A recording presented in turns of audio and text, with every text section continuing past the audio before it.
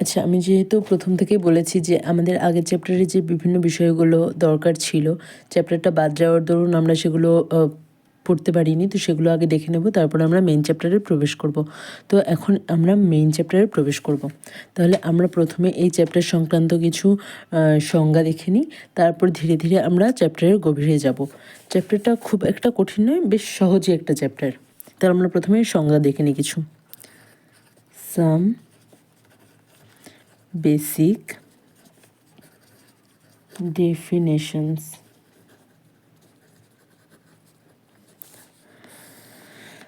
আচ্ছা, প্রথমে আমরা পড়ব সিস্টেম কাকে বলে।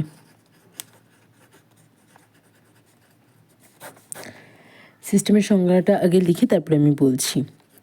It is part of universe separated by boundaries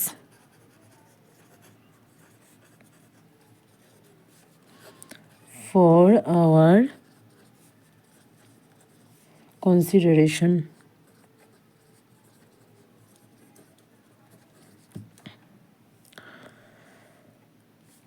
আমরা এখানে লিখেছিলাম যে ইউনিভার্সাল গ্যাস কনস্ট্যান্ট আর এর ক্ষেত্রে, এখানে আমরা ইউনিভার্স বলতে যে ইউনিভার্সকে বুঝিয়েছিলাম, এখানেও ইউনিভার্স বলতে সেই ইউনিভার্সই, মানে আমাদের গোটা ইউনিভার্সের ব্যাপারটাকেই বোঝানো হচ্ছে। ইউনিভার্স মানে কি, একটা ভার্স্ট একটা বিষয়। তো সিস্টেম তাকেই বলে যা হচ্ছে it is a part of universe, এটা আমাদের ইউনিভার্সেরই একটা part, separated by boundaries for our consideration, আমাদের সুরক্ষার জন্য একটা বাউন্ডারি দিয়ে ধরলাম। আমি বললাম যে ইউনিভার্স একটা ভার্স্ট একটা জিনিস, ধরলাম এই পুরো বিষয়টা হচ্ছে আমাদের ইউনিভার্স, তার মধ্যে এইটুকু জায়গাকে আমরা বলছি সিস্টেম।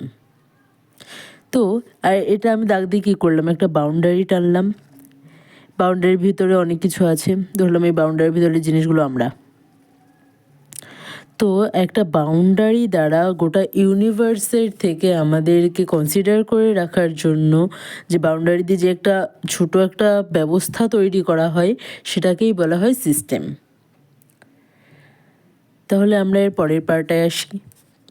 এবার মানে সিস্টেম, যেহেতু আমি বললাম ইউনিভার্স থেকে একটা বাউন্ডারি দিয়ে একটা ছোট একটা অংশকে আলাদা করে রাখা হয়েছে এর ভেতরে জিনিসপত্রকে ঠিক রাখার জন্য, তাহলে এইটুকুর বাইরে যে বাকি অংশটা তারও একটা নাম আছে, সেটাকে বলা হয় সারাউন্ডিং। তো ওটার সংখ্যা লিখে ফেলি, SURROUN, surrounding. It is the rest part of the universe, মানে এটুকু সিস্টেমের ভেতরে আছে, মানে এটুকুই সিস্টেম। তো সিস্টেম কোনো একটা, যেহেতু যে জিনিসই সিস্টেম হোক না কেন সেটা কোনো না কোনো কার্য করবে, কিন্তু যা কার্য করবে না তাহলে সেটা সিস্টেম নয়, তাহলে সেটা রেস্টে আছে, রেস্ট দশায়, মানে কোনো কাজ করছে না সেটা বলতে পারি। তো সেটাকে বলে surrounding. It is the rest part of the universe. System ব্যতীত অন্যান্য সমস্ত যা যা আছে তাকেই বলে সারাউন্ডিং। তাহলে এটাকে কি বলা যায়, সিস্টেম, লিখে দিই এটা সিস্টেম, এটা সিস্টেম, বাকি পুরোটা হচ্ছে সারাউন্ডিং। System plus surrounding. আমরা সারাউন্ডিং শব্দটা ইংলিশেও শুনেছি, মানে আমাদের ইংলিশ টেক্সট বইয়ে, মানে বিভিন্ন গল্পে বা এই ধরনের জায়গাগুলোতে আমরা এই সারাউন্ডিং শব্দটা ছোটোবেলা থেকেই শুনে এসেছি, এবং সিস্টেম শব্দটাও আমরা শুনে এসেছি। তো এটা আমাদের কাছে কোনো নতুন শব্দ নয়, এবং ইউনিভার্স তো শুনেই আসছি, ইউনিভার্স, ঠিক আছে।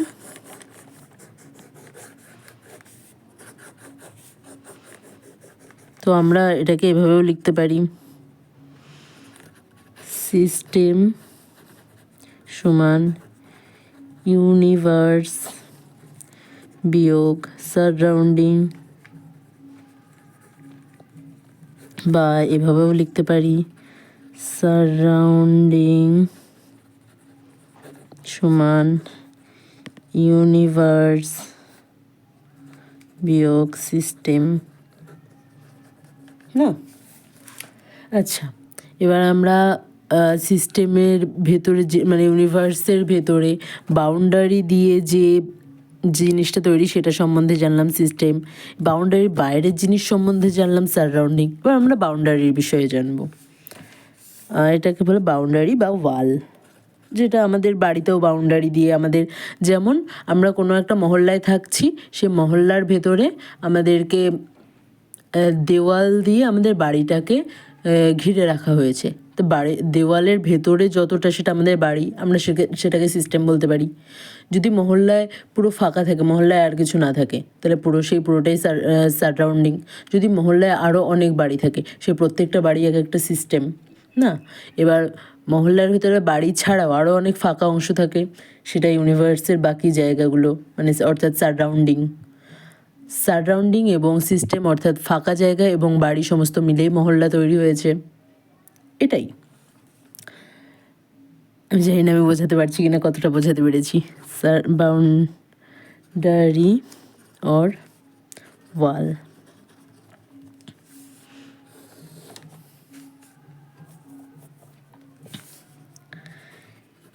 It is the divider between, এটা between এর short form, between system and surrounding। ঠিক আছে, এবার এই ওয়াল বা বাউন্ডারির প্রকারভেদ আছে। এবার আমরা সেই প্রকারভেদগুলো সম্বন্ধে জানবো। ঠিক আছে।